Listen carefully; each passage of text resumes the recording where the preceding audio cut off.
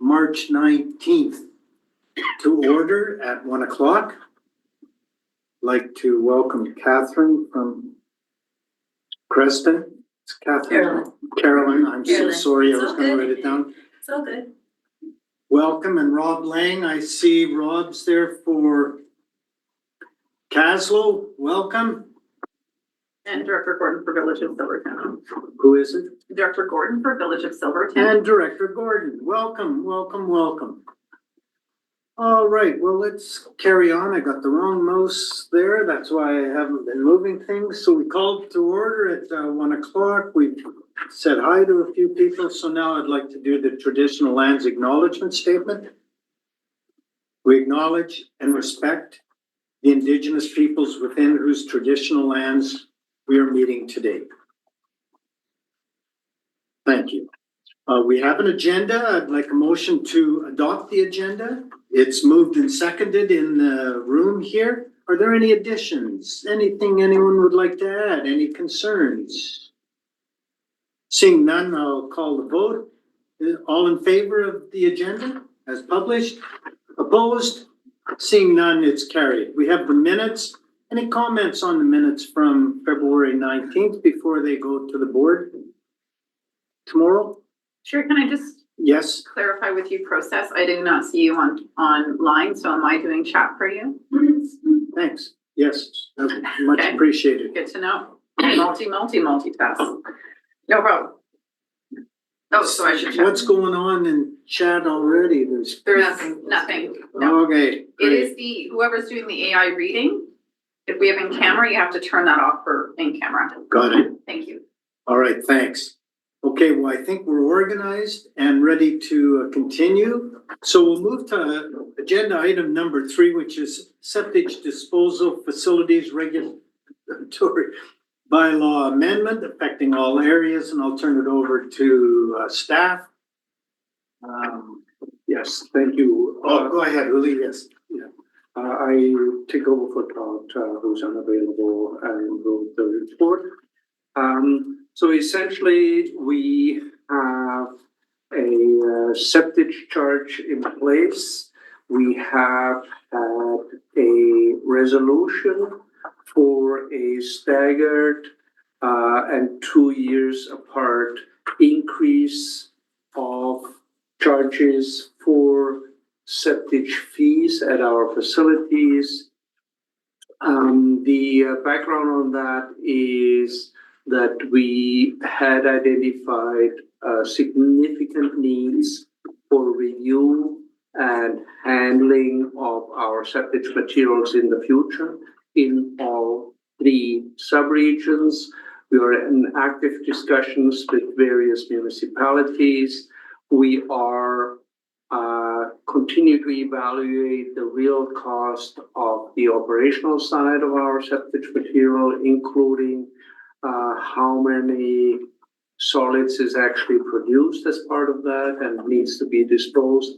So there's various lakes going on. We are participating in liquid waste management plans for a couple of municipalities and trying to be on the forefront of working with them for a potential future discharge through them. We are as well actively discussing with the town of Creston the future of septic disposal there. The town of Creston hosts a septic facility at their wastewater treatment facility currently in form of lagoons with a need for these lagoons to be replaced and the material to be integrated properly into their normal wastewater stream. So all of this is going on in the background. We have identified significant capital needs for that. The only septic service that has significant reserves at this point is the Western subregion. It is as well the only one that has a dedicated service established for septic services. In Central, we do have an established reserve. In the East, we don't even have that. But what we do have identified is that with the last increase from $50 to $70 per ton, that the increase of $20 are fully to be dedicated towards reserve contributions.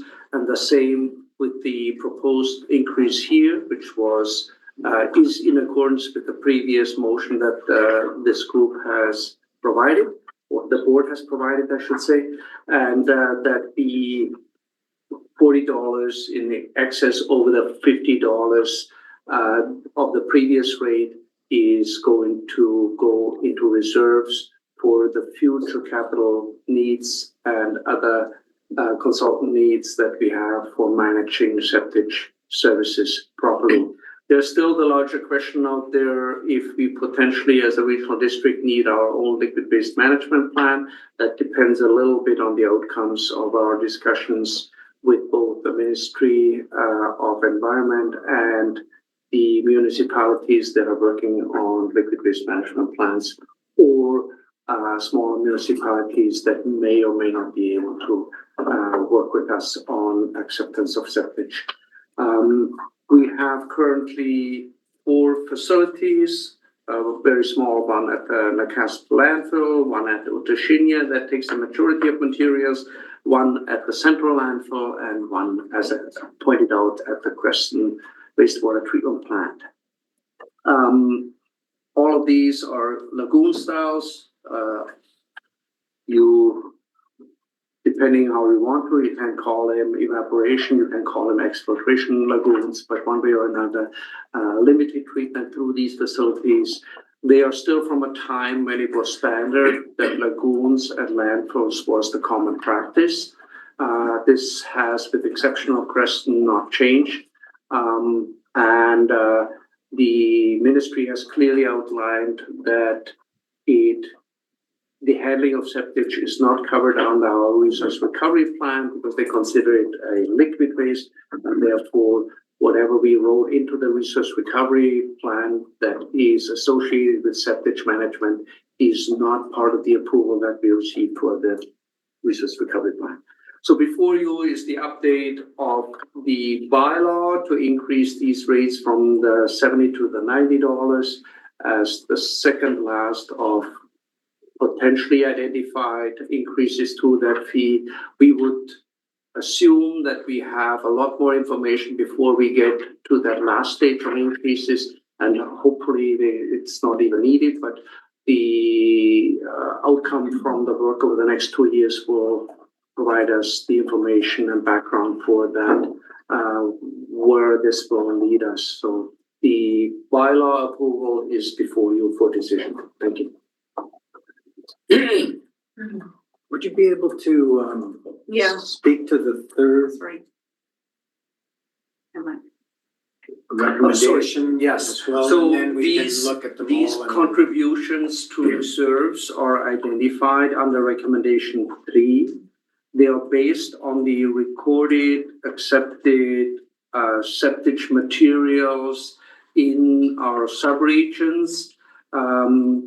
The $28,000 for the central subregion is equivalent to the $20 per ton of septic waste received at the central facility, meaning near Samo, our former central landfill. The $69,000 is for service S186, so that's the east subregion. We still have to establish a dedicated reserve that then the $69,000 would be placed in. Very good. Okay, well, let's, we can deal with the recommendations, comments, or questions. Seeing no questions, can Director, I saw Teresa, so go Can ahead. I just make a comment for Yes, anybody please. online? Please use chat. I have 5 different screens open, so if you're waving your hand, I may not see it. Please use chat. Thank you very much. And thank you for monitoring that. Go ahead, Director Weatherhead. Thank you, Chair. I don't know if this is an appropriate time to ask this question or not, but it was just based on when we look at a tonnage type of figure like this, was there somewhere a breakdown kind of like per sort of dump, so to speak, per I guess it would be on the truckload of of waste when the contractor takes it to the septic. That's where, that figure is going to change for that particular Correct. contractor. Do we have just some sort of ballpark figure of what that figure looks like? I believe the average septic system, and I believe Director Chapman may have better information than me, but I think the average septic system has about 4,000 liters of septic waste that is being removed. So a $20 increase would overall increase that load by $80.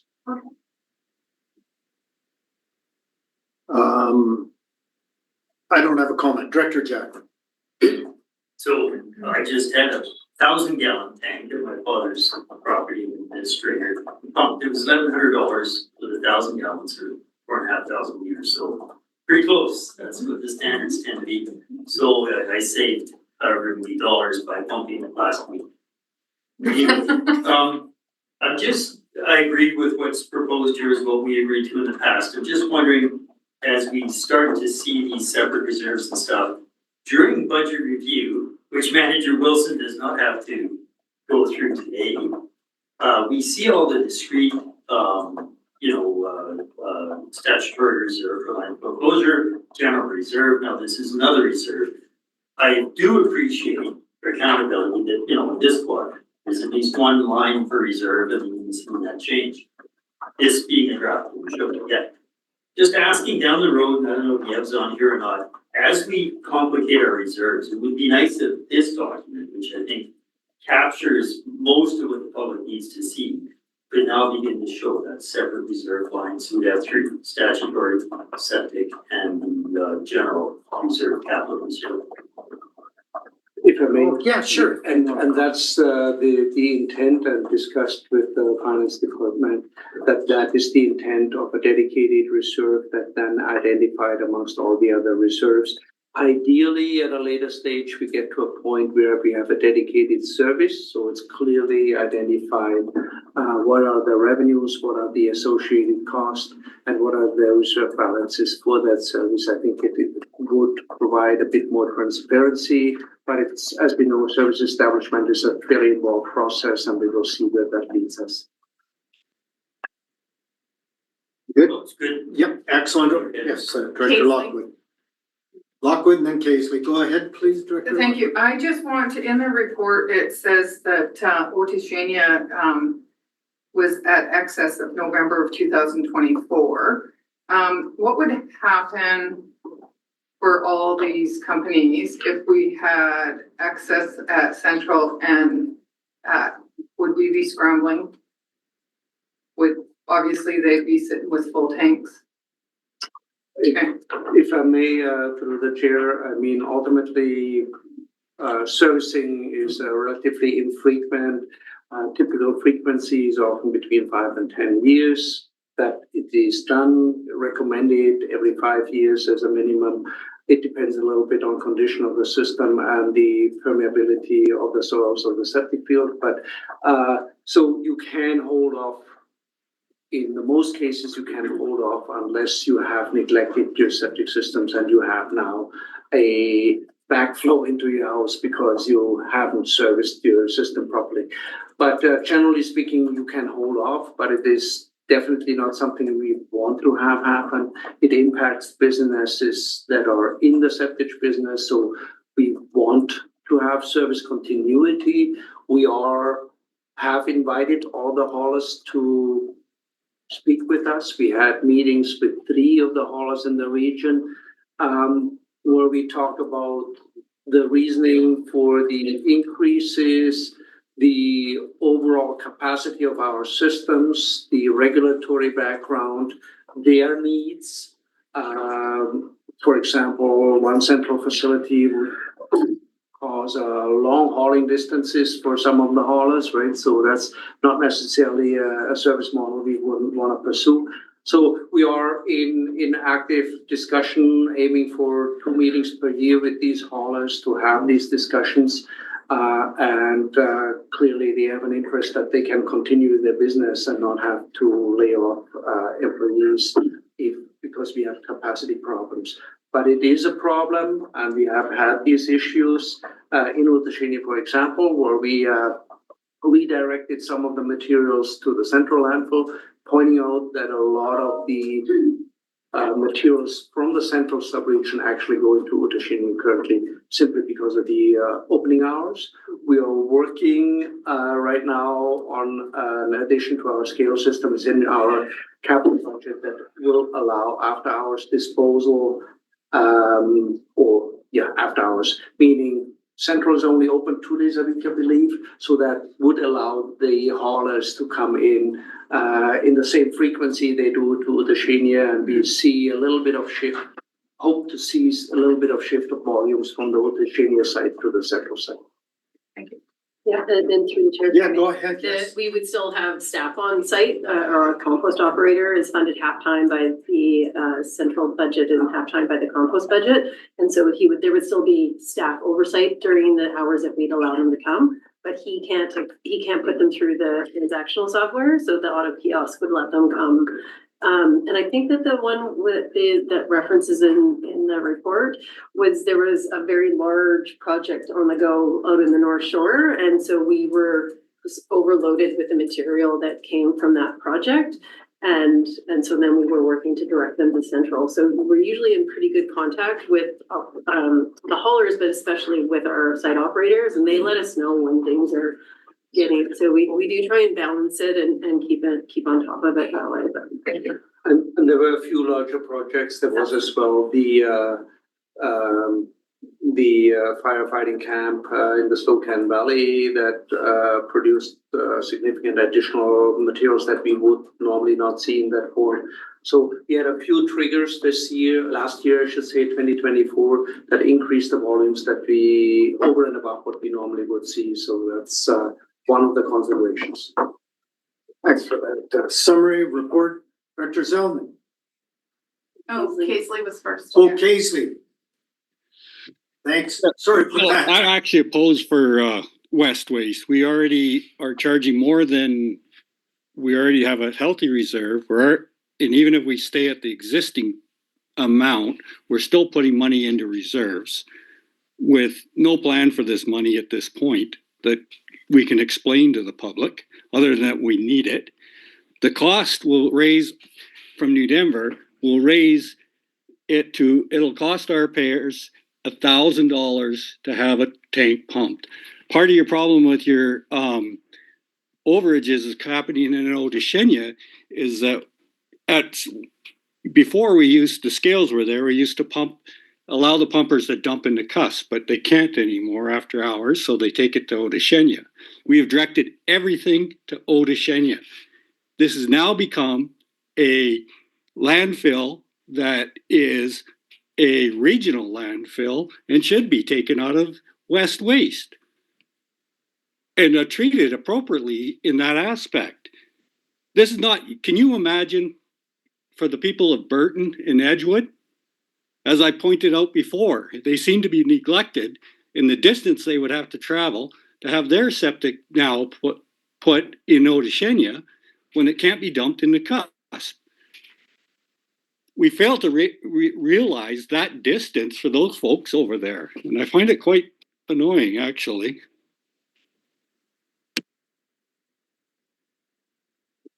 Yeah, I was wondering if there was a question or comment.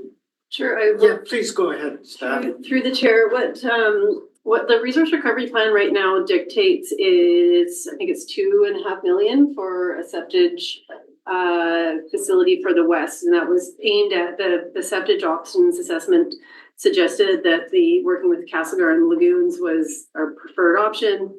They're going through a liquid waste management plan right now, and so is Nelson. We have started some preliminary discussions with the city staff in the cusp, and so, if we're looking at trying to accommodate, I think staff's idea or impression is that partnering with a municipality that already has a liquid waste management plan or a permit or authorization, already has a facility, and we can establish a receiving station there, that's the best course of action than trying to start from scratch and potentially have to have one facility. And so the reserves that the West Septage has is around 300,000 or somewhere in that neighborhood. You know, that's not gonna get it It's higher than a that. little higher than that. Regardless, it's not gonna be enough to build a septage receiving station at Udashenia and Nakusp. And so this money that we're building is, while we don't have a firm plan for what it is, we do need a facility. We just had or facilities, and we just had a meeting with the Ministry of Environment staff a week or two ago. We need to do updates to our operating certificates, and we've been tentative on doing them because we're concerned that they're gonna remove the allowance of septage pits. But we need this for the new optimized footprint and moving forward at Udashenia. And so we've discussed having, what do they call it, a sunset clause or something where we will be allowed to have these septage pits, but for a temporary time, like a fixed time period. And so the writing is on the wall. We need to have something new. These pits are not gonna work, and the money that we see for the Crescent project is at 1.7. I think it's gotten higher. Like, these are gonna be multi-million-dollar facilities, even if they're just septage receiving stations. So I don't have a fear that we're setting money aside that's never gonna be used. In fact, I think that we are still gonna have to do a fair amount of borrowing to match what we have put away in reserves. Yes. Yes, well, Through the staff chair. continue, just let staff continue for a second and then back to you. Yeah, so we haven't closed the facility, and Amy, correct me if I'm wrong. We still accept septage at the Nakusp landfill just during hours of operation, but so it's still active and we still accept materials there. Further, there was for a while, I don't know if it's still current practice, but for a while there was as well septage disposal at the Nakusp wastewater treatment plant. So there is some is disposed up there, but you're correct. There is a long hauling distance. If they have to go to Udashenia, it's not preferred. But some of the haulers come out of the area, so it's a natural return trip for them. Agreed. Ideally, we have multiple facilities if we can afford it that reduce the required traveling for that. We don't want it from a capacity perspective in Udashenia either. As we pointed out, we were overwhelmed there, so it's not the ideal situation for us either. We have various pressing issues. As Amy pointed out, we have reserves. Just looking here, I think we have 778 and contributed a little bit over 100. So we have just under $900,000 in reserves in the Western sub-region with an identified capital need in well over $2 million. So that's the situation now. The other problem that you're creating, if you have differential tipping fees, now you need to put other tools into place to control the flow of materials so that you will not have a slip of materials from the more expensive area to the less expensive areas.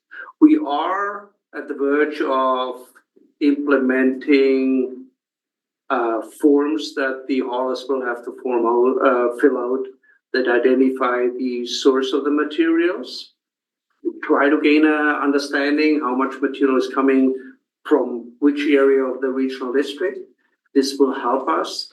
But until we are there and have a full understanding what is coming from where, it is tricky for us to have a differential tipping fee that then potentially even has even more materials going to Udashenia, where we have a landfill that we try to keep dry and have septage lagoons that are at close to overflow situations. So we will have to control it one way or another. All right, so go ahead, Director Casely. Through the chair. So, there's how much are we putting in reserves this last year? How much did we put in there? Because it seems Last year's oh, sorry for interrupting. Go ahead. No, go ahead. Last year's contribution was $122,000 From West Waste. from West Waste. Sorry, from So if we, West septic service, yes. yeah, same thing.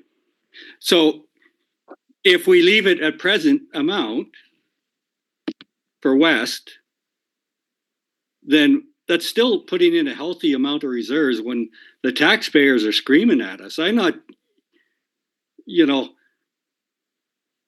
I get it. We need to do something, but we are doing something. We are putting something away. And when one of the municipalities does take this over, there is going to be, they're going to need to be charging a adequate amount because it's costing them money to operate, and it's going to cost us, the taxpayer, then at that point when they're having their tanks pumped. So an ongoing cost, even after the construction cost, because we need to add in a replacement cost. And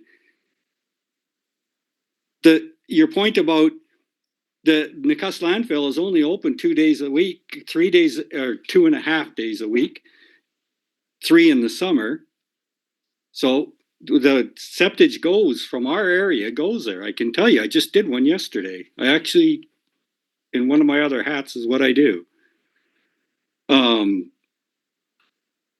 So you are receiving a lot from the valley there.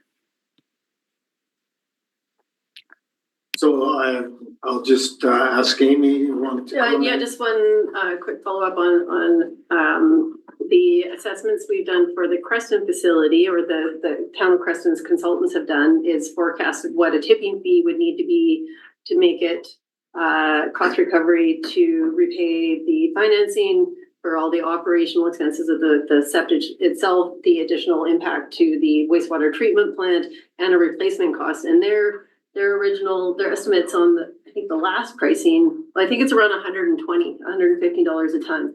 So in fact, what we're doing is getting a little closer to what it's going to need to be in the short order with the new facility anyways. So that was another focus with it. We're moving incrementally up to what the tipping fee is going to have to be once the new facility is in place, so that it's not such a huge jump once we get there. And that was based, if I may, Chair, that was based on the original construction cost that we have. Meanwhile, we don't have final numbers, but the construction estimate we get messaging clearly has increased significantly from the original one. So more to come on that one, but the message is clear that our future cost for a facility size or volumes accepted, like we do in Creston, and properly treated to a treatment plant will be well in excess of $100 per ton. Thank you. So I'll move on to our speakers list, and was Director Zelznick on it, or did I just? Yeah, go ahead, Director Zelznick, and then Director Davidoff. Yeah. Thank you. Okay, thank you through the chair. So just interesting comments from Director Casely and staff. Is there any way to expedite the conversation? I know it hasn't really gone anywhere with the Village of Nakusp. We are doing a lot of work right now for our municipality. Just listening to these costs, and we don't know when the environmental minister is going to say no more can you dump into Nakusp. So as Director Casely is saying, the costs are going to be very, very expensive to haul all the way from Burton, Fauquier, Edgewood to Nakusp to Oceania if we can't allow it to come into our village. Because we do need an update for it, because we're looking after our own municipality for its expansion. There's some more homes coming on board, subdivisions. And so the other question I got, when it comes across our landfill, our DCK landfill in Nakusp for septage, do you keep track of where it comes from? I'd like to know how much comes from Edgewood, how much comes from Fauquier, how much comes from Edgewood, how much comes from Silverton, New Denver. It'd be neat to track it to know how much comes in a year on on average. But I do know when there's a wildfire season and everything else, it gets really chaotic here. We just addressed that right now about the location. Uli wants to. As I mentioned earlier, we are hoping to implement a disposal sheet that the haulers fill in order to help us assess both the volumes and more so the actual source location of the materials. That will help us a little bit more supporting our decision-making around ideal locations. We continue to be open and happy to extend the discussions that we had with the village of Nakusp. It is my understanding we are waiting for some of the design work that is being done on your facility in order to see the feasibility, the capability in regards to volumes to be accepted, the future permit updates that may be part of that. So we are happy and to talk to any municipality that feels they have the capacity and the required permits in place to accept septage. I'd rather see a situation where we have 4 or 5 facilities in the region accepting septage waste with shorter hauling distances than having 1 central facility or 2 central facilities. So happy to work with the village of Nakusp on future options. Thank you. Supplemental? Yeah, sure. Through the chair. Thanks, Uli. But we're going to need funding. We can't do this alone. So I'm hoping RDCK is going to come to the plate to help this, because this isn't something that we want to do unless we can get funding. We don't have the funding to expand it for more facility, to expand that. Yeah, Uli, I'd like to comment. If I can, yes, we certainly would even entertain to support this at the design stage. So if you feel that you have information from your consultant that makes this a feasible option, we have done the same with the town of Creston. We are happy to be part of the funding group for a future design integration of a septic facility into your wastewater system. So let's keep the channels open. If you have any new information from your consultants that is worthwhile to discuss, we certainly would at any time encourage you to start that discussion and have the discussion about co-funding the project. Can you chat them? Thank you. All right, thanks very much. And of course, you can take that offline and do work with staff, your staff. Director Davidoff, please go ahead. Yeah, thank you, Chair. Yeah, my question is that, we're talking about doing something across the river from the city of Castlegar. And I have no idea, I guess the question is that I thought we were going to work together, but have we received any reports on what is official reports as to what's happening with Castlegar's liquid waste management plan and how we can slot into that? Because, developing a facility now we know is super expensive. And so why would we be looking at developing 2 facilities to accept liquid waste when we could be doing 1 in our sub-region? With Castlegar and... We've got an answer. Go ahead. So first of all, in regards to participation in the liquid waste management plan, between Todd and Chris, there's always at least one of our staff members in each of the liquid waste management planning sessions that they have. So we are active participant. We provide all the key information that relates to septic waste. We are sitting on this as well in regards to future biosolids disposal. That's the 2 ends of the liquid waste management plan that affect us. In regards to having a single facility, I think we just had that discussion that it is, from a cost perspective, likely the lowest cost factor, but from a hauling perspective, it's problematic. So that is something that will need further evaluation when we know which facilities are feasible, what the cost of them are, and how that compares to the added hauling cost for example, customers in Fouquier or Edgewood. Supplemental, Director David Ott? Yeah, I was just focusing on, thank you, Chair. I was just focusing on what we do in the Castlegar and I&J sub-region. Like there's no difference in hauling costs to a city-sided facility or to the Otishania landfill for anybody. But yet we are still kind of thinking about, are we thinking about doing a separate facility from the city of Castlegar at the Otishania landfill? Are we still thinking about that? Like, yeah, and that's why I'm asking the question, is that why are we doing that? The answer is we may have to, if the liquid waste management plan results are that they do not have capacity, or that the cost to increase the capacity to accept our materials is excessive and much higher than the potential revenue in the future, we may have no choice but having our own facility. So that's really what we are waiting for to come out of the liquid waste management planning and the initial high-level consultant information as we go.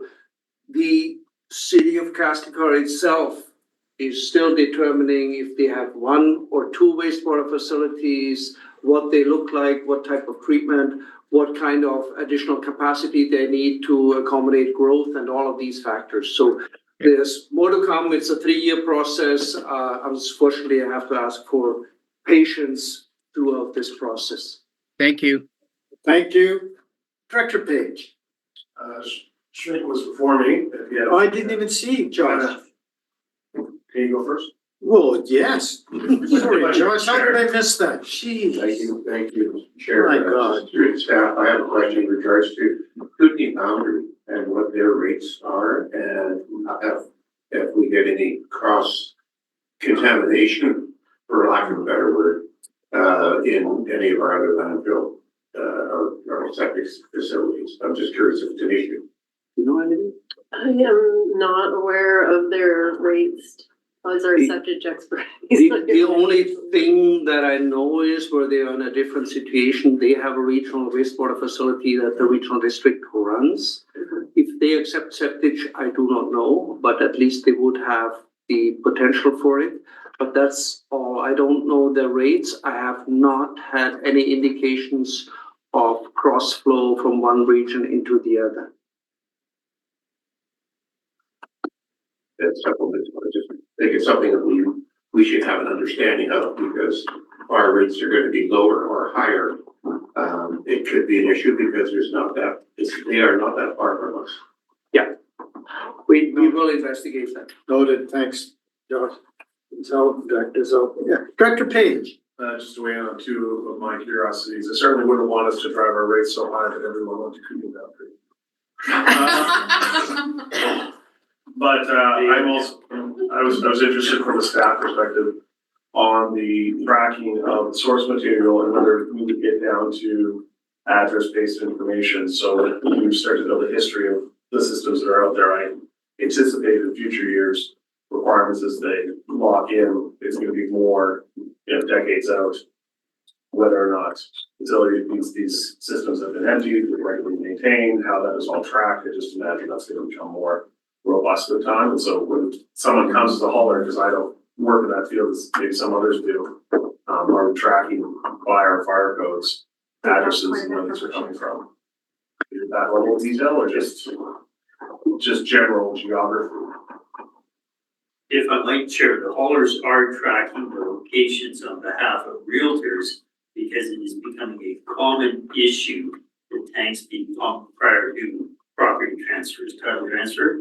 So I know as of last week, one that I had involved in was registered in a common database. The only other thing I can add to is that there is likely a need for better oversight of developments in regards to servicing the septic facility. Amy mentioned that one of the larger volumes we received on an emergency basis from a relatively new housing development. And for me, that's an indication if you do emergency services that it wasn't properly serviced to begin with. But so I think there is more oversight, at least for the larger facilities required. That's outside, at least at this point, outside of our regulatory managing, and is managed through Interior Health that permits these facilities. But I would anticipate we will see changes, as you indicated, over the next decade, significant changes in tracking these. Okay, and I just want to see that we're aligning that data. There's an opportunity to provide that level of detail that they want for now. That turns into a requirement later, because that's where that's where those two things touch. Interior Health knows these are getting filed for and issuing permits, but they're not tracking over time what's going on at those facilities.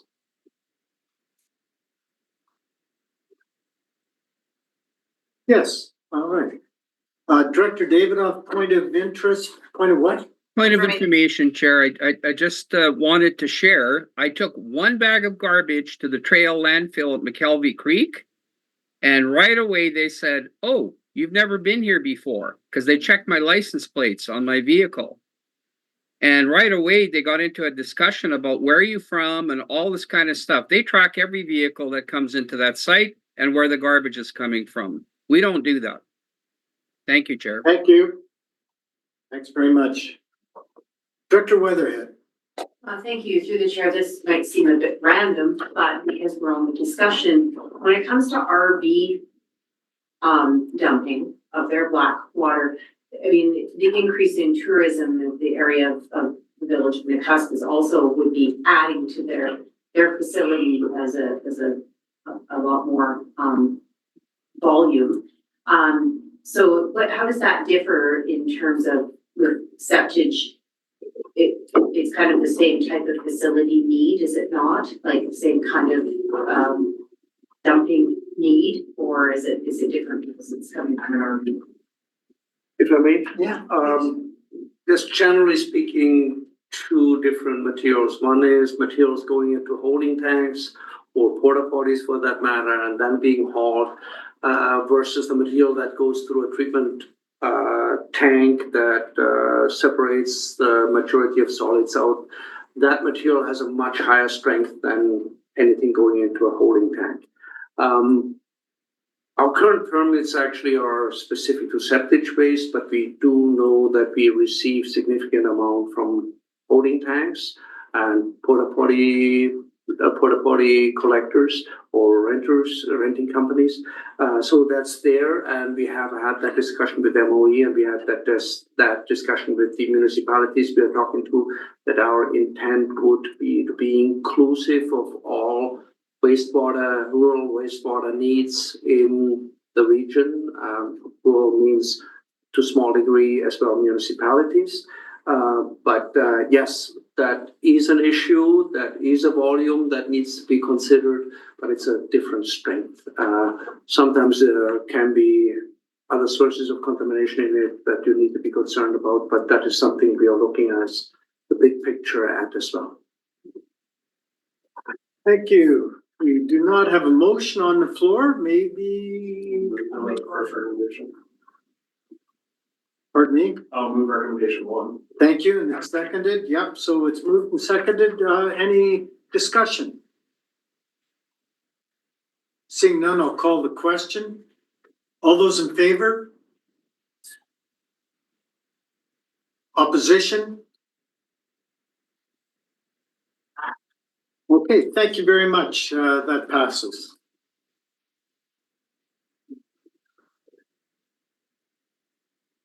You want recommendation 2 as well? Yep, just a sec. Sorry, I was trying to figure out how to do all three, and then I forgot. Can I have on adoption? It's moved and seconded? Yes. So it's moved and seconded. We don't discuss. All those in favor?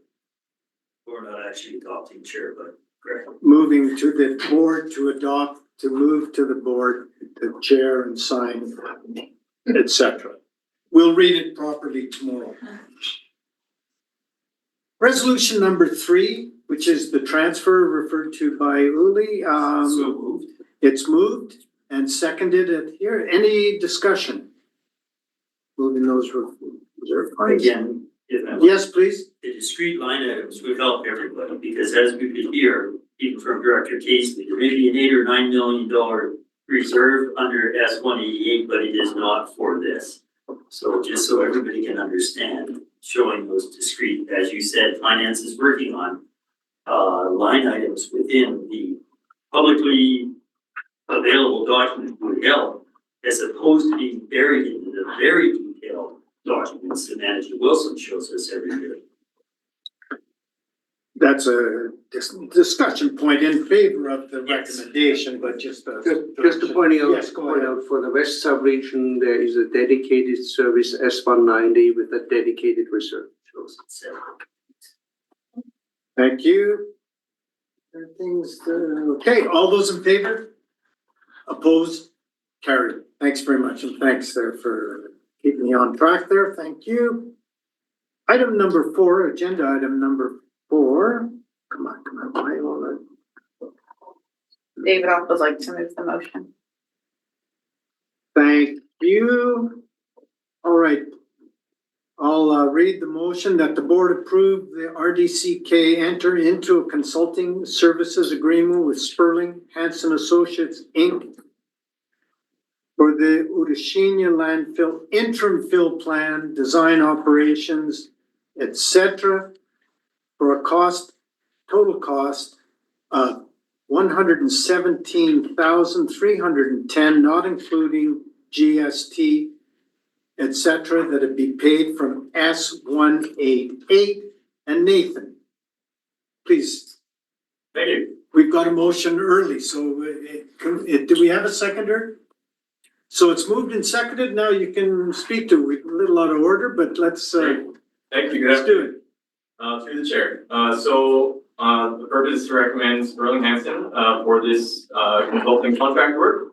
There are 4 projects set to move forward at the Udashina landfill, which all relate to one another and need to happen in conjunction with one another. These projects are the interim fill plan, which will provide guidance to filling waste at the current waste footprint until the engineered expansion, also known as the optimized footprint, is constructed. There's the design operations and closure plan, which is a requirement of the operational certificate and needs to be completed every 5 years, which will also provide long-term direction to the development of the landfill.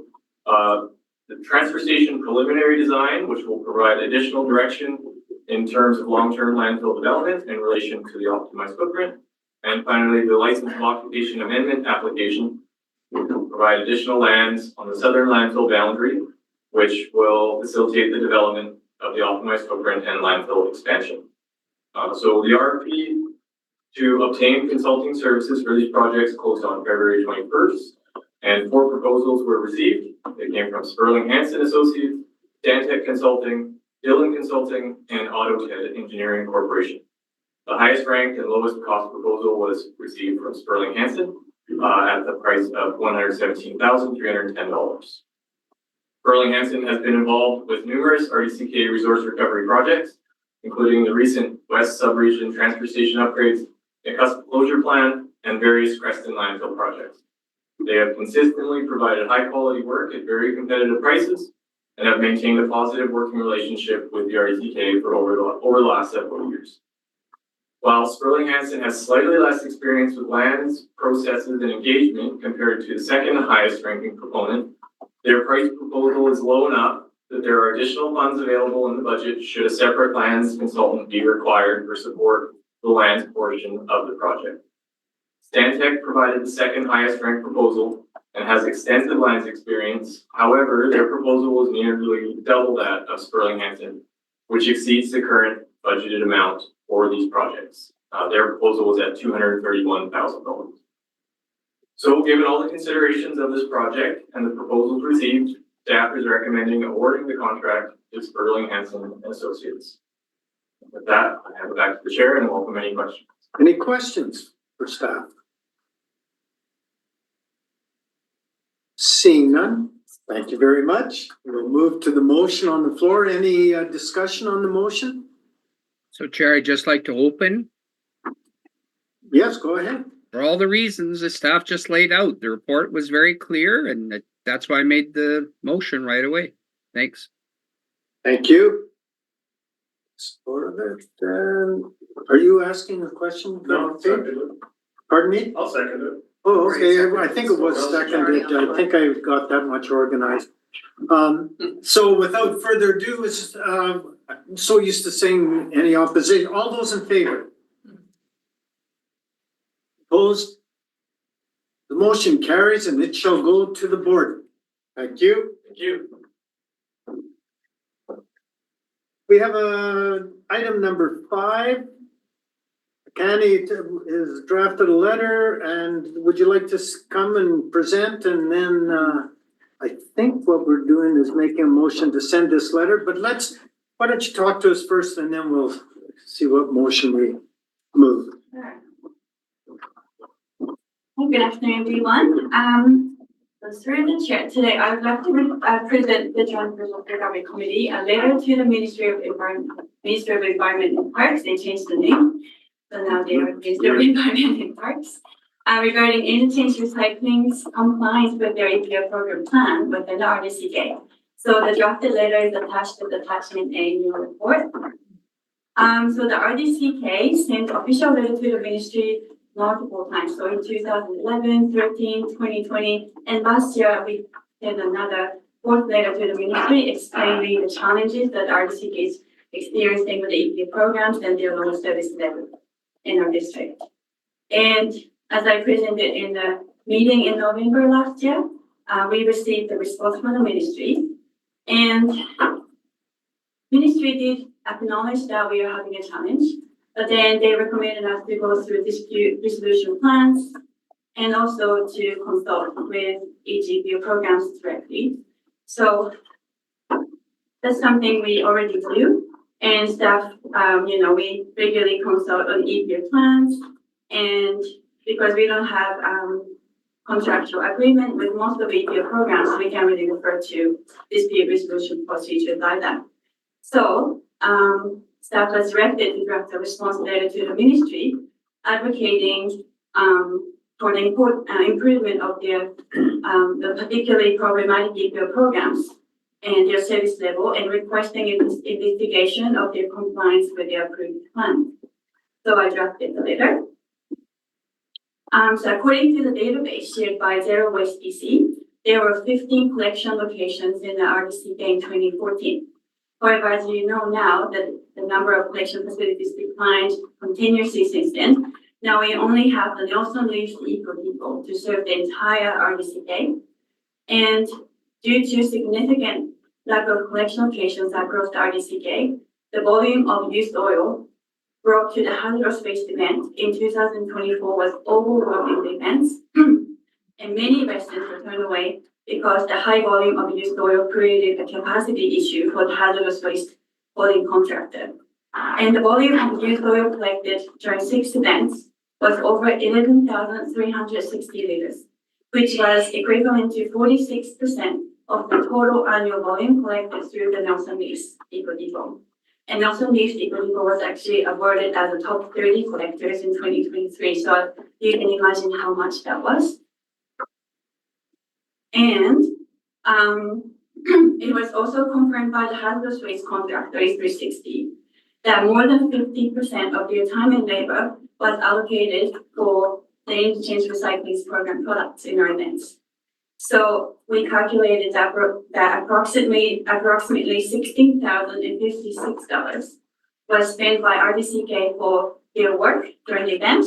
And also internally, we spent about $6,665 to support this event, from the staffing, mileage, supplies, advertisement, and meals, and so on. So as a result, it was calculated that more than $22,721 was allocated for hosting events and collecting interchange recycling material in 2024. And currently, they only give us $1,500 per event, so we received $9,000 to support our event last year. So as you can see, this is not even covering the cost that we have to spend towards the event. So the staff recommend that our JRC should consider providing notice to Interchange Recycling that the RDCK will no longer collect their program materials at our event because it's no longer financially viable and it's really overwhelming our event, including obligations as well. And also the RDCK staff continuously corresponding with Interchange Recycling representatives. And we also sent 2 letters already to them in 2013 and 2018, and all of these are also attached to the report. So we've been continuously addressing issues to them. However, we haven't received any response or any resolutions from them to date. And also, Interchange Recycling's accessibility standard uses 6 different community types and targeted service levels. So according to that criteria, most of the communities in RDCK do not have adequate accessibility to collection locations or events. And Interchange Recycling announced that 99.4% of British Columbians have access to their service and facilities. However, how they calculate is that they calculate the total population in the community that they believe they have access to and add them together and calculate. So if we use the same method, we only have 23% of population covered by their service in RDCK. So due to those reasons, staff believe that Interchange Recycling is not meeting the recycling regulations, section 51C, 3 and 1, which is that the EPA program must adequately provide reasonable and free consumer access to collection facilities for collection services, and also the EPA plan should adequately provide for the full cost associated with collection and managing the product category covered by EPA program plan in RDCK. Therefore, staff recommend option 1, that the board direct staff to send a letter to the Ministry of Environment and Parks as drafted with amendments directed by the Joint Resource Recovery Committee, requesting the ministry investigate Interchange Recycling's compliance with their extended producer responsibility program plan within RDCK, and further that the chair be authorized to sign the letter. Or alternatively, option 2 is that the board directs staff to revise the letter and to the Ministry of Environment and Parks and return for further review. Thank you. All right, well, we've got a speakers list, so let's do Director Jackman, Watson, Lockwood. And anyone else? Okay, that's a good start. Go ahead, Director Jackman. Thank you. Through the chair, this letter captures 90% plus, I'm sure, of all the issues. One thing that jumped out at me that I don't know if it really needs enhancement or not, but on the second page, when speaking to, there's estimates 95% of oil is collected through garages and businesses, and 5% is self-change of oil. And almost just left hanging the implication of what's not being disposed of lawfully. That in fact, that's 43,800 liters a year in this regional district that may be released into the environment through burning or dumping. So I wondered if it's worth just punching the end of that paragraph with that statement. Where do you think this 43,800 liters a year is actually going? Just kind of calling our residents maybe out for illegal disposal, but that should concern the minister, I think. The other thing that was... Can we just, let's just sure. hold that time. Yes, go ahead. Through the chair, manager in our community with an hour saying was that this 5% not being captured in the Red District can actually show the ministry that a lot of residents are not using the service, meaning they are holding on to the materials or they got turned away, so they have to just keep that at home. And apparently, according to all these residents who come to our events, that's the most scenario. They just don't know where to go, so they're just keeping at home. And most of the residents, and some of them maybe burning, but we can't not just say that they're burning, but they're just really trying their best to keep it somewhere possible. If I might, We are so many years down into this program where it's been illegal to control the weeds along your chain link fence by dribbling oil along it. Or better yet, cut it with diesel, then it goes into the ground and stays long. These are real things. If you worked on industrial sites, that's how oil was disposed of. Same with diesel and oil being used for farm rivets. That's another great way to get rid of a little bit of oil. I think we're at the point where it would be worthwhile making the implication that years later, a decade more later, than these rules coming into place, people are not storing them. I'm just gonna pause for a second.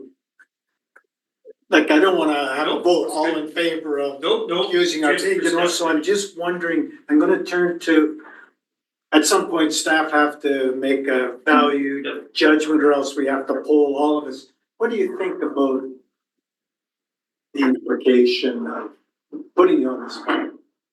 That it's going somewhere? Is it worth mentioning that?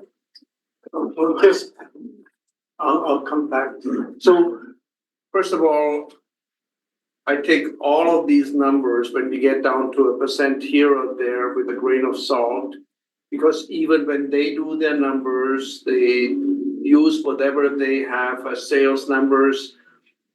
They use assumptions for what is burnt in old vehicles that is going through the muffler and. So there's a lot of assumptions that typically go into these numbers. So they are, I wouldn't consider it down to the last percent hard numbers.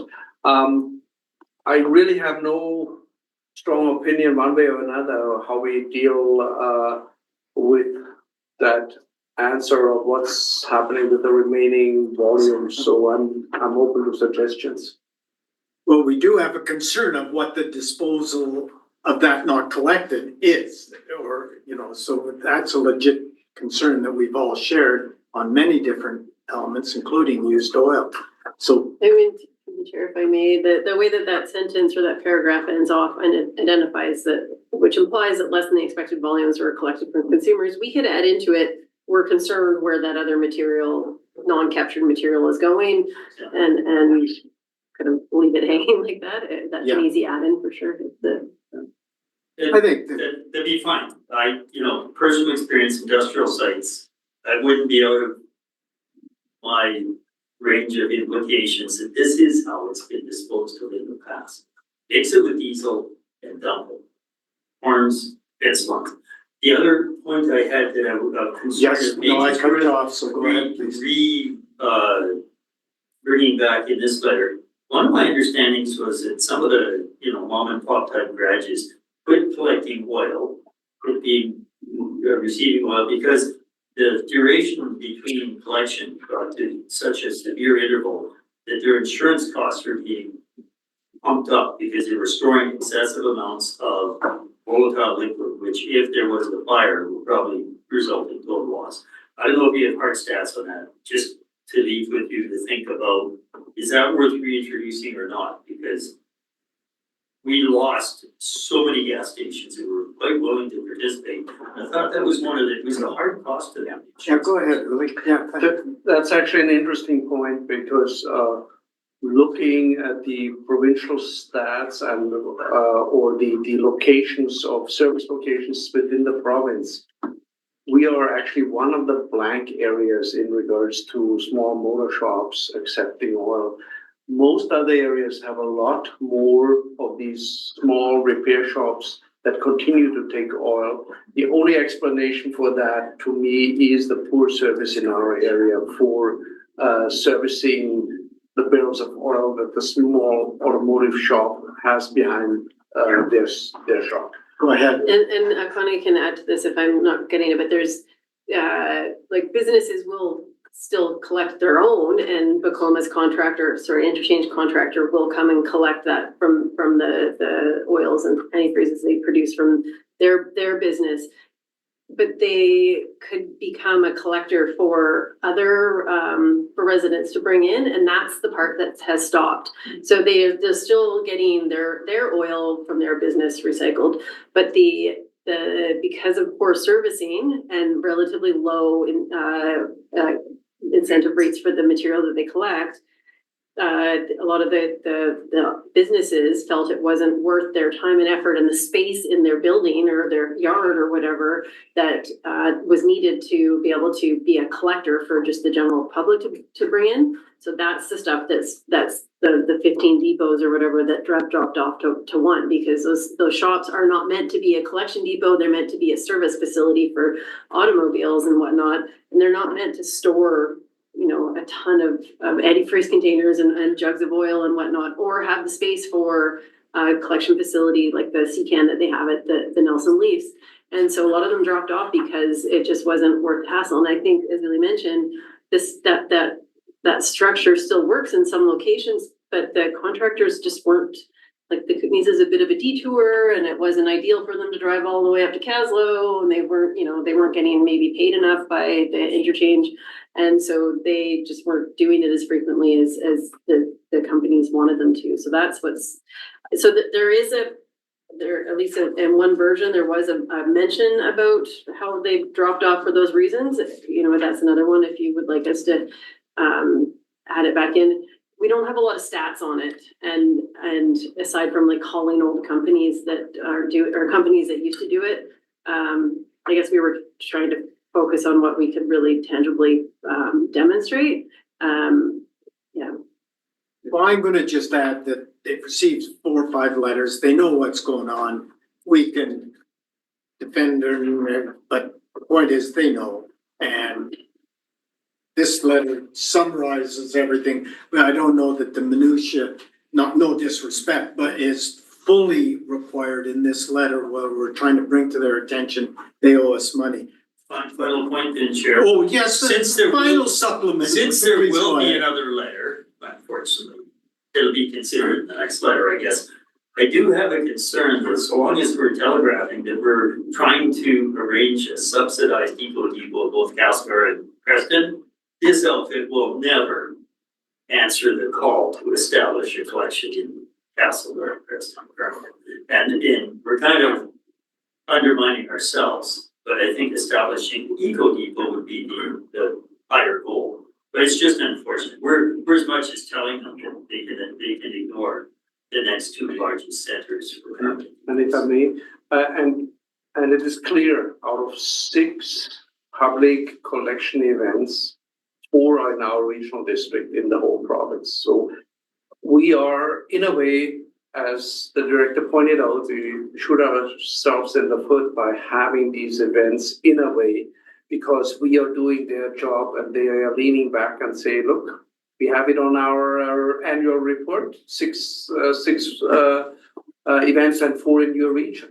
We are good. So it's in a way we are damned if we do or if we don't. So yes, it's important that we keep stressing that the province needs to do the right thing by forcing the people to do the right thing. Paige. Director Watson. Thank you. Lots to say here.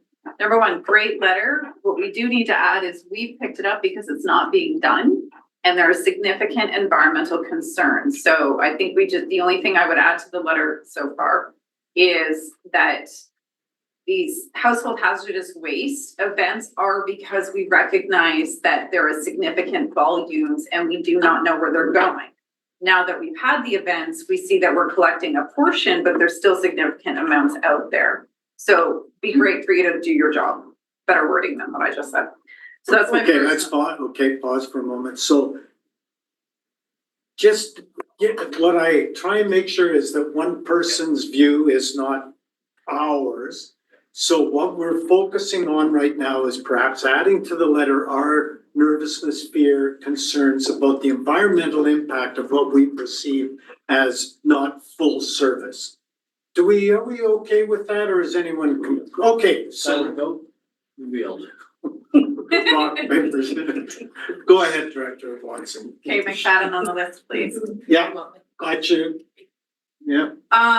So I have several points. If you want me to stop after each one, just don't let me lose my train of thought if you start interjecting too much. That's what Jacqueline did this morning. But they've got to record them too, so, Yeah. or we've got to decide whether we're going to include it. Go ahead, please. Okay, you don't need to record this one. Caslo does want an Eco Depot and we haven't had one, so if we need to focus in areas we haven't tried, you could go up north, and I know Rob would like that, Director Lang. What I wanted to note is that the motor shops, the automotive shops, are no longer able to get collection on anything. Not only did they stop, and again, I'm referencing North Kootenay Lake, it's the only area I have this level of detail on. Not only did they stop taking resident oil, but they no longer are getting pickups. And if they do, the last one, which was one that reached out to me because the significant the significant safety concerns, it was in the summer. Connie knows about this, I believe, because we brought it up at the Household Hazardous Waste. You've been fantastic, as is most staff, trying to help us with this. So they brought it to our attention during fire season, basically saying, we're really worried. We have barrels of oil and no one will pick it up.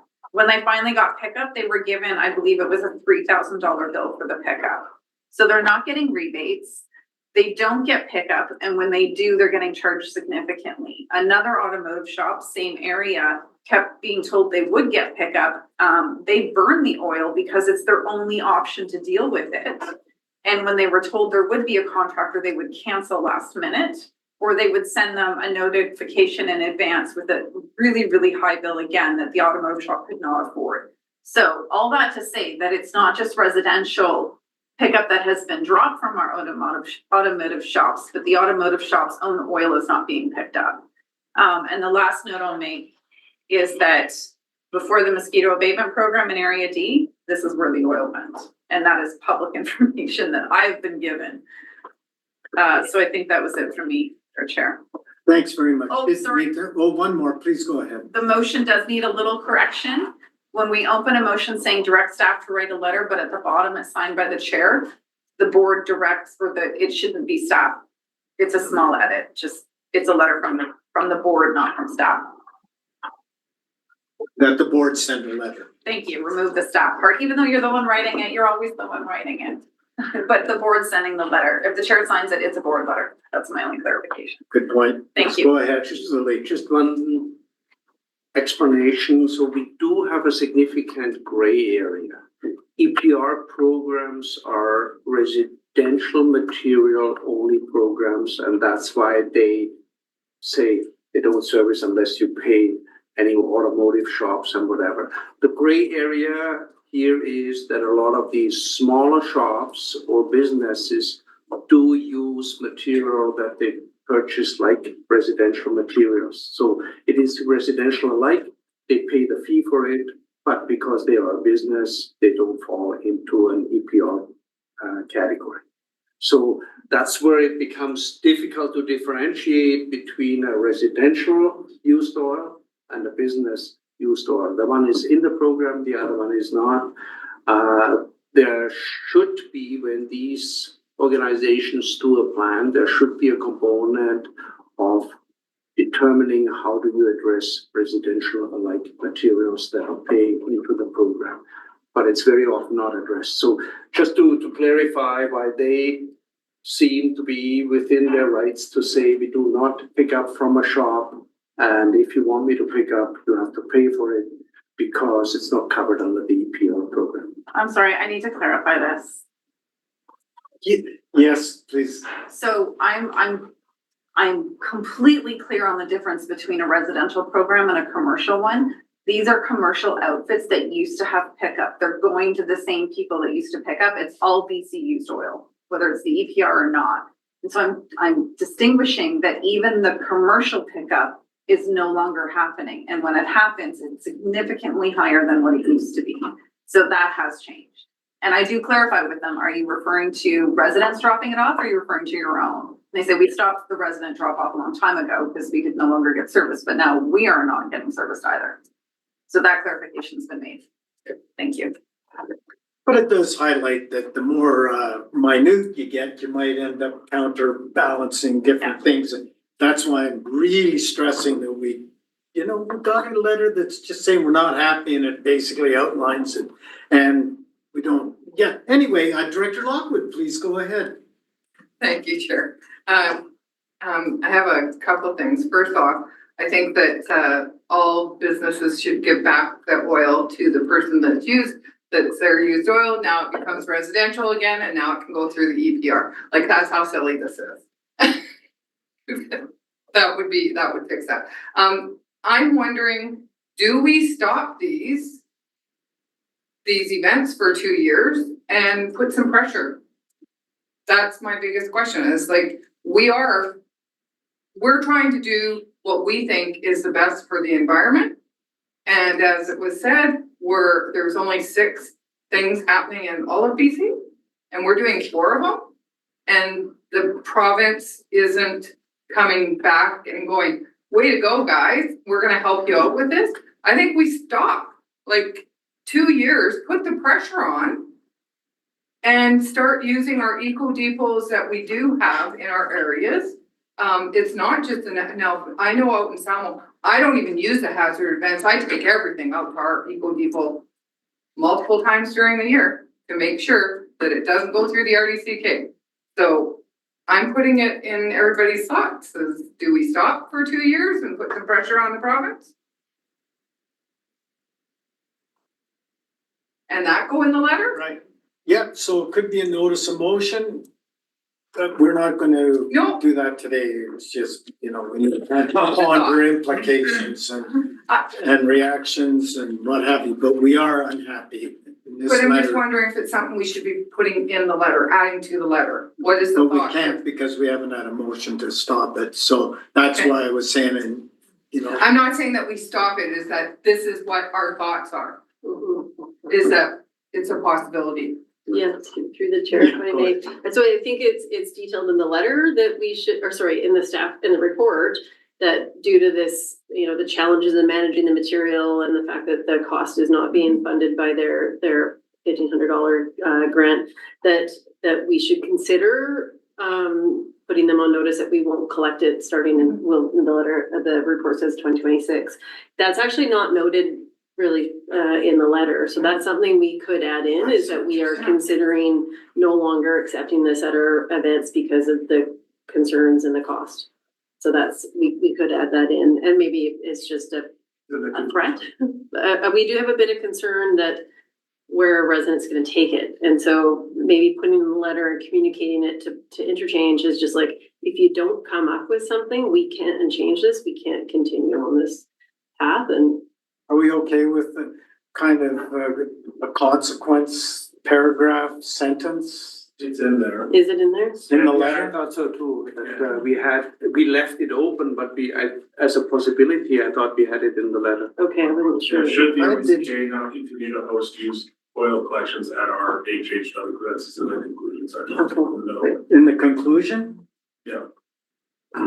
It could be always, and maybe clearer, but it occurs and suggests that. We left it somewhat open because we didn't have a direction from the directors or from the board to do so. So we hinted it, but we didn't dare to outright write it into. We could underline it. I Bold think it it's and easy to underline say it. that you're good to go, please add it in, it's already kind of in there, you can emphasize it, and Yeah, the group agrees with that sentence. you have McFadden next. Director, did you wanna have Director Okay. Page and McFadden? McFadden was on the list for a bit. Director McFadden, please go ahead. Great. Sorry, this is a bit outside of the letter, but about the content in the letter. Just wondering if I missed something. So when we looked at budget, I saw that we were looking at in the fall of 2025 opening an eco depot in Castlegar. But this letter and what's in here makes it seem like we're only doing that if the province opens one. So I'm just making sure that I know that I'm telling my own residents accurate information. Is the plan that the RDCK, like that there will be an eco depot open in the fall, or is this still up in the air? Yeah, I go might have ahead. missed it. Yeah, please go What ahead. staff is directed to do is to issue an RFP to establish an eco depot in Castlegar. There is a relatively high chance that we see the same result as what we saw in Creston, where we have done already 2 RFP processes without an acceptable result. So that's why we are vague on that. We will do the RFP for Eco Depot, but only if we get the right bids can we actually proceed with this. What we are emphasizing to them is they should not wait for us. They should establish a location for collection of oil no matter what we do. That's what we are trying to say here. Okay, great. Thank you. I was just trying to make sure that I knew what was happening. Thank you. Annie? Yeah, please go ahead. Yes, so as the letter and the report says, staff has been communicating with them so many times. And so their response was always that, yeah, as Uli mentioned, that we're gonna wait for you guys to open Eco Depot. And then, so I think if we did mention that strongly in the letter that we would consider, stopping events, then they will have ability to have a mobile collection as well. And then they should have more outreach to the community and, by themselves. And they have numerous other ways to reach out to the community and, make them open to the options. So I think it's really nice to, consider that as well. Now, Director Page, is it your turn or? If you so please. Because I crossed it off, I put it back on. Why? Okay, so, and I got Weatherhead and Schmank and Page and someone online. No, I'm just saying you're good online. Oh, okay, so Director Page, Director Weatherhead, Director Schmank. Okay, really thankful for the letter. I think it's really clear on the population piece. And so my suggestion is on that population piece specifically is asking for changes to the legislation to make clear that those numbers should be run on a regional district basis or on an area basis, to break out the province, because I think that's really clearly how we're getting to this spot in the first place. Being that we're inside of that and the rest of it, I think we covered quite well. Oh, I apologize. I had to draw myself up to remember my thought. I would be really interested in that area sense to take the same methodology we've looked at and try and get the same numbers from Kootenay Boundary and from East Kootenay and just see if we're seeing similar 23% versus 99%. I don't know if that's hard to do or if we can get them to also pipe in. I think we might be able to say the province's corner has an issue and the legislation should change.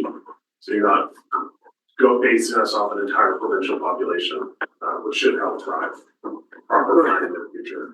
Yes, Amy. Yeah, through the chair, we were actually going to include it as another attachment. The RDNO had just, I think it was in the fall, sent a similar letter to the province, and they had a lot of content specific to sort of commercial outfits too, for agriculture specific.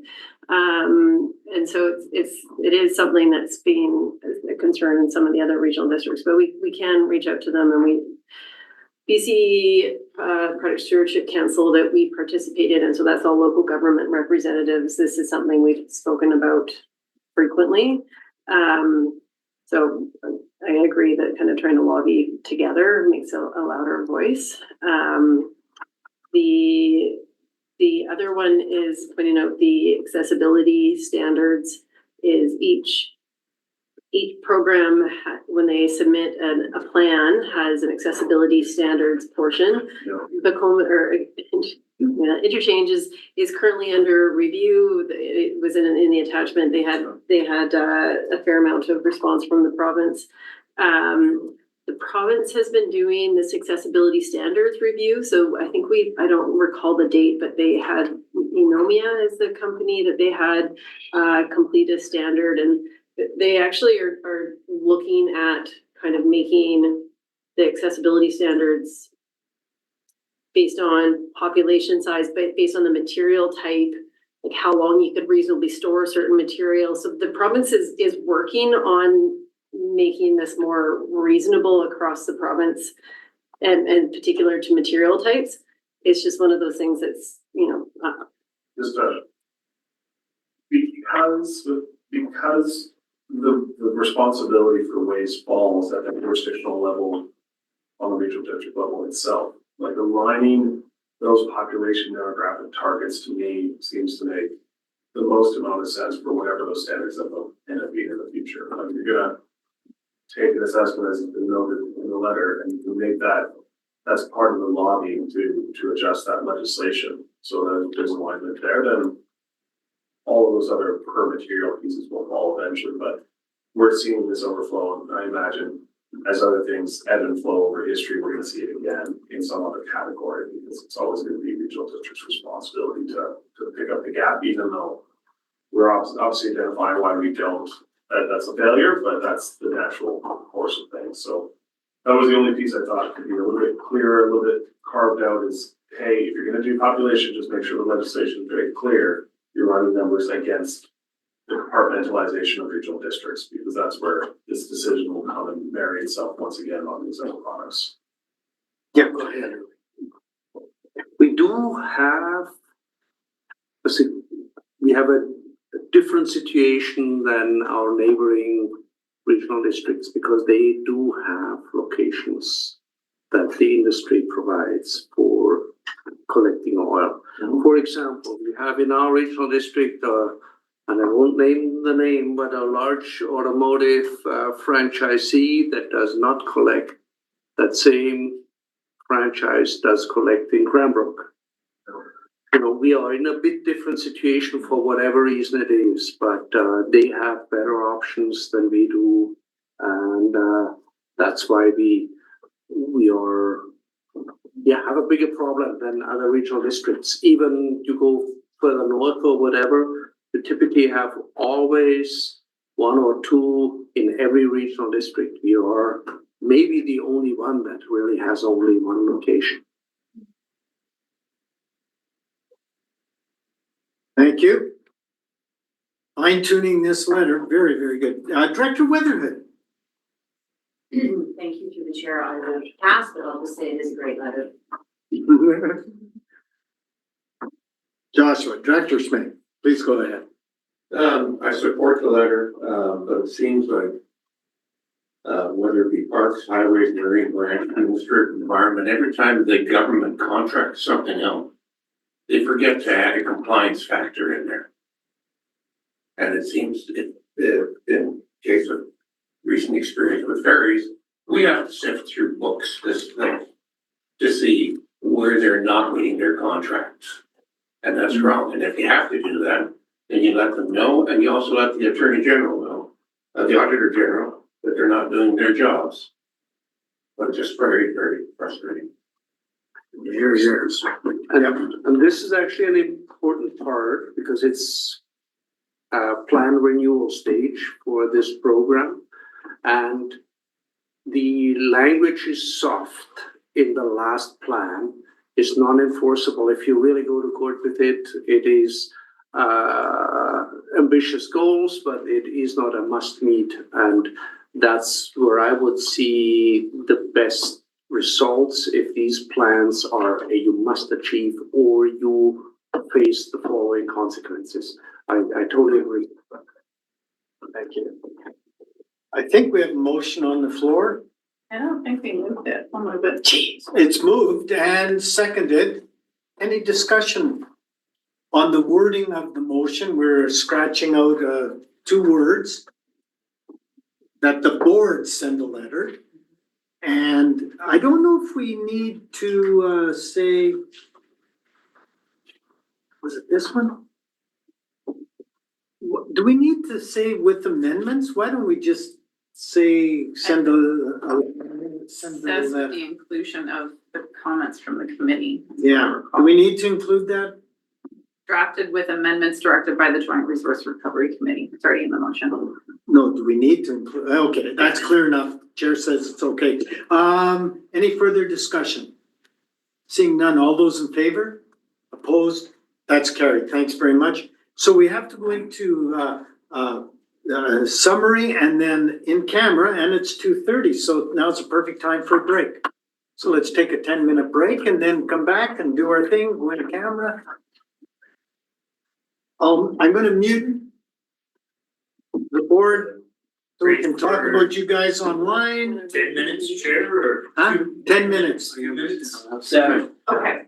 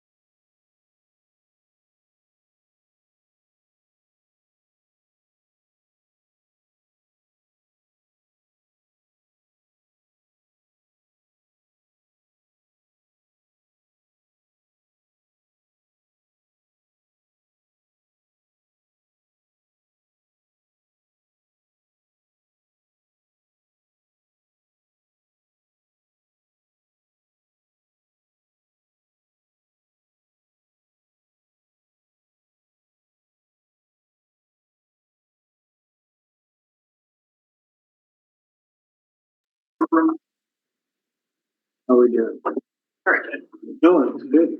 Welcome back, ladies and gentlemen, right on time, 2:41 on her button. So we've got one more item in the open agenda. So we'll, it's a summary. Connie will help us understand what happened this year in the world of recycling. Please go ahead. Okay. Oh, just wait a second. Just go ahead, Chair there. Just finish off there. No, it's okay. We've got. No, sorry. No, we've got time. Okay, go ahead. Okay, so it's gonna be quick. Report summary. So Recycling Council of BC or RCBC. I'd like to just clarify on what they are first. The Recycling Council of BC, known as RCBC, is the organization provides BC residents, businesses, and local governments with the most up-to-date source of information on local recycling services and EPR program services, and they also share region-specific reuse and repeat options on their database. So they provide a search engine called Recyclopedia, which I love, and personally, and the users can just, need to type the location in the materials to find their nearest location for collection locations, and they also provide alternative options if it's available as well, which is really helpful. So they're often mistaken between Recycle BC because it's really similar name, but RCBC and Recycle BC is RBCs, completely different organization. So in 2024, the RDCK made $2,431 for its contribution towards their service. So $2,206 was spent towards their information service program fee, and $225 was for their annual membership fee. And as a whole, RCBC received a total of almost 250,000 inquiries throughout all the BC residents last year. And in the RDCK, they received 2,126 inquiries, which was actually 26% reduction compared to last year. So maybe the residents have more information, or they just became a bit lazy this year, I don't know. But in comparison with 2023, the total inquiries also decreased as a whole in BC by 14.38%. So hopefully this is the result that British Columbians know where they go by now. And the top 5 of inquiries made for the BC as a whole was number 1, pressurized cylinders and household furniture and textiles, oils, and number 5 was plastics. On the other hand, for the RDCK top 5, number 1, of course, oils, and number 2, electronics, and the paint, and rubber or tires, and then number 5 was batteries and lighting products. So this clearly shows that our residents are quite concerned and they don't know where to go about oils. And yeah, as I mentioned in the report earlier, and it was also found that 33% of the inquiries were made from Nelson, where has the most amount of services and facilities available. And those top 5, except the tires, things are actually collected at their Nelson Leafs Auto Depot or Eco Depot. So there could be a case that lots of residents still don't know what they can collect. So it could be a good idea to lobby with Nelson Leafs and advertise about your accepted and unaccepted products. And we recently, as you know, launched a new website, and I made a big upgrade in that section. So that clearly states what they're collecting and what's not accepted. They are alternative options. So we can just keep referring our residents to the new website for that. And also some other regional districts that are RDKB, they have Recyclopedia's search engine on their page. So that's really nice to have for us as well. So Manager Wilson and I will connect with our CBC's representatives this month. So we could ask them if we can use that function on our page. So our residents have more direct access to their service and search engine on our website. So we can collaborate that way. Then residents can have easier access to their service. Or the RDCK could also add QR code for Recyclopedia app on our brochures and there is an advertisement as well. No questions? Question, yes, go ahead. Vandenberg. No question. At first, my mind was wondering, why do we have all these different parts all the time? You know, that people have to get educated to go, oh, I gotta go here to find that and there to find that. You did bring it up and say that it's integrated into our website. So I tested it with our new website, search, and it's there. And it's very easy to see. So I want to point that out, and that answered my question, because I think sometimes we get too many of well-intended organizations. They're all forming, trying to do the same thing, parallel lines of services, and that concerns me because it's very confusing as a person in the public as to where you go to get answers. And this actually turned out quite nicely. Thank you. Yes, Director Page. I'll just provide some anecdotal experience that I've been providing for residents is we have multiple locations. So people are unsure if classes here, classes there, or classes somewhere else. So that, I think that's probably inducing some lookup. And then on the other side, I know there's been struggles at Nelson with operating hours and being open. So I think that is also inducing I can't go there, so where do I go? So something, I think if there's more of a one-stop shop in more spots for that kind of thing, that reduces it. But I think if we get that evenness of service delivery, so we have that reliability, because we are seeing spot drops of those shifts for all the reasons that are happening. Thank you. Did you want an answer to that or just observation? It was an observation. Thank you, and heard. All right, so I'll call for public time. I don't see any public here. There's several online. Pardon me? There's a few folks online that might have a question for. Yes. So those of you online, you may unmute and speak. I'll pause and move slowly, gives you a chance. But seeing no move to that, this will be your last chance as we are going in camera and you will not be connected any longer. So I think with that, I will ask for a motion to, yes. Sorry, can I just note a public question that was redirected to joint? Yeah. I just want to note, it was actually Director Graham's notes from your budget meeting in Nelson, Iana. Yeah. Where there was a question regarding what happens to our recycling, and it was directed to this committee. What I wanted to note was that's the kind of moment where, depending on who's answering, maybe they didn't know, but they should be directing it to the Recycle BC website, because that changes and it's actually them that deals with it. So just in case that person might be on the line, RBC, the Recycle BC website, is where you can find out what happens to recycling.